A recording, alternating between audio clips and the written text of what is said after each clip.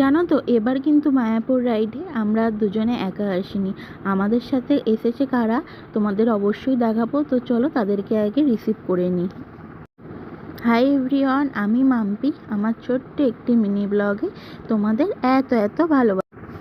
আমরা বাইরে এসে আগেই একটা দোকান থেকে ব্রেকফাস্ট করে নিলাম, লুচি তরকারি, যেহেতু বেলা অনেক হয়েছে, খিদেও আমাদের পেয়ে গেছিলো।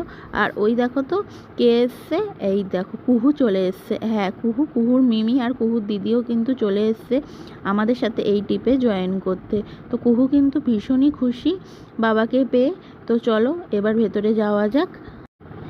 এই দেখো কুহুর মিমি কিন্তু একেবারে ওর মিমির গোপালকে নিয়ে চলে এসছে মায়াপুরে।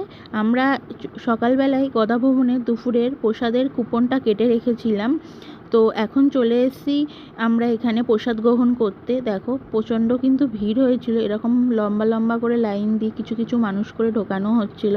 অবশেষে আমরাও প্রবেশ করলাম। তো চলো প্রসাদ গ্রহণ করিনি।